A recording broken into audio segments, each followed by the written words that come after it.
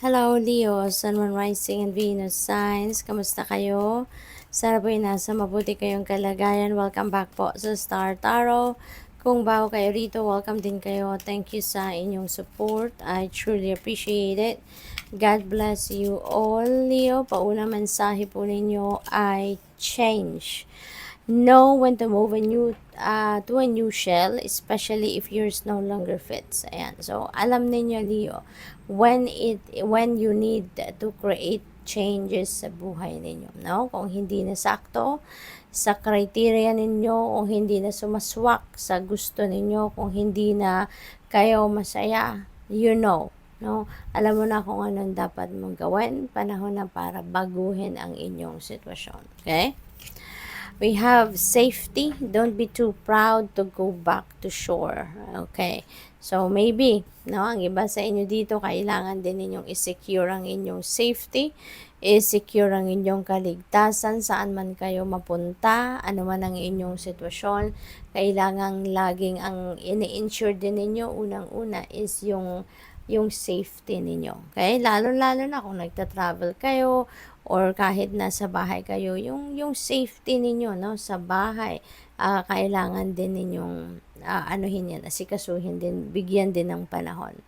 Opportunity, you will prove yourself and discover if you brave the rough seas. Ayan. So, merong mga oportunidad, no, na maaring dumating sa buhay ninyo sa ngayon, at maaring ito ang mga oportunidad then na pwede ninyong i-take advantage, at ito yung magpo-prove din na meron din kayong mga talento, meron din kayong mga galing, meron din kayong mga maibubuga, no?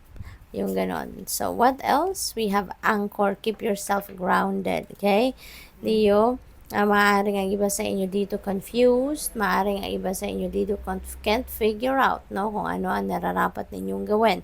Kaya maaaring kailangan ninyo dito na mag-ground ng inyong sarili so that you can get back to your core, you can get back to your focus. Okay?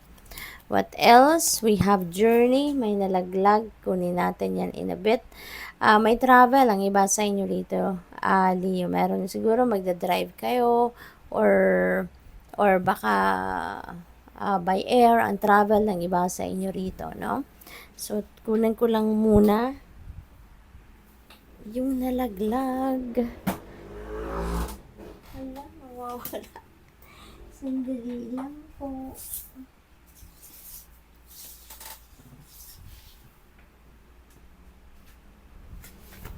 Ayan. So, we have strength. Ito yung nalaglag. So, tatagan ninyo ang inyong loob, no?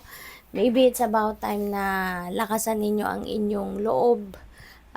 Buhayin ninyo yung inyong inner strength and courage for you to be able to face kung ano man ang mga bagay na dapat ninyong harapin, dapat ninyong pagbigyan ng oras, panahon, attention sa ngayon. Okay? Buhayin ninyo, gisingin ninyo yung inyong inner strength. Okay? What else? We have move. Ayan. So, maybe talaga merong biyahe kayo, no?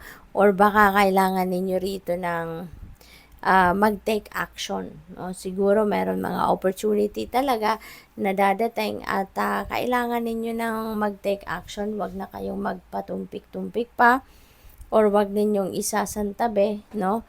Yung oportunidad na yon. Hindi ninyo dapat na i-disregard kung baga, no? But instead, take action towards that. Take advantage ninyo yan.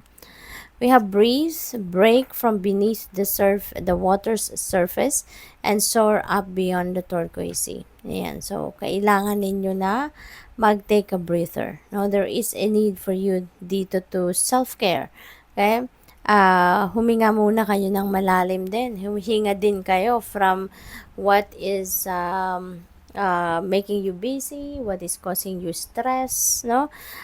Magkaroon din kayo ng oras para sa sarili ninyo, para makapag-recharge kayo, para makapag-replenish kayo ng lost energy ninyo, refill your cup, no? Hindi yun. Tignan natin kung ano pa ang mga mensahe for you for today.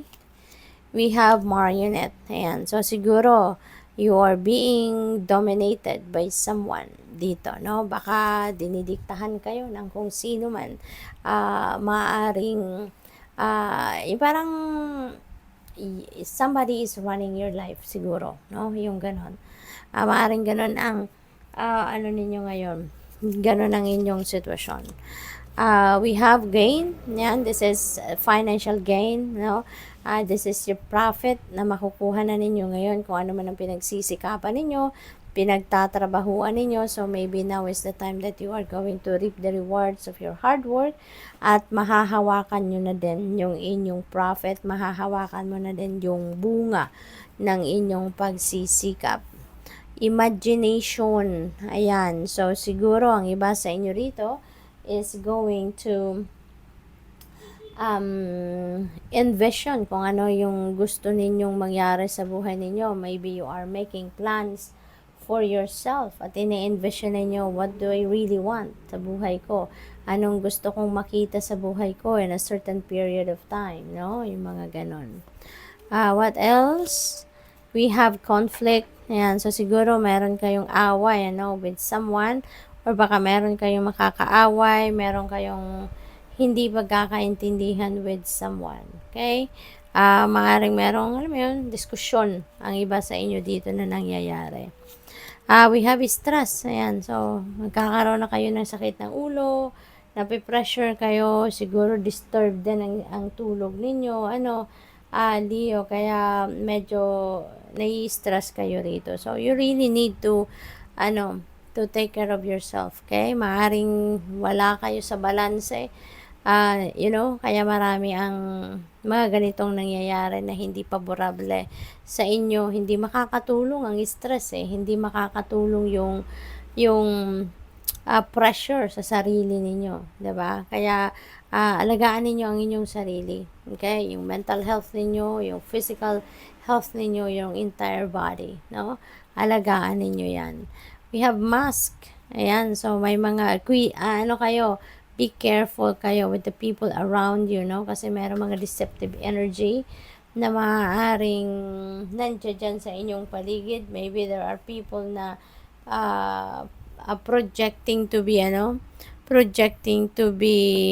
okay sa inyo, projecting to be loyal sa inyo, pero hindi naman, no? Maaring sa harap ang ganda-ganda ng pakikipag-usap niya sa iyo, ang ganda ng discussion ninyo, ang ganda ng transaction ninyo, pero pagtalikod mo, you never know, baka sinisiraan ka, baka ginagawan ka ng kwento, yung mga ganon. Kaya be careful, with the people that you are dealing with. Kasi hindi lahat ng tao na nasa paligid natin ay trustworthy. Okay? So, good luck. Thank you for watching. Love and light. Namaste.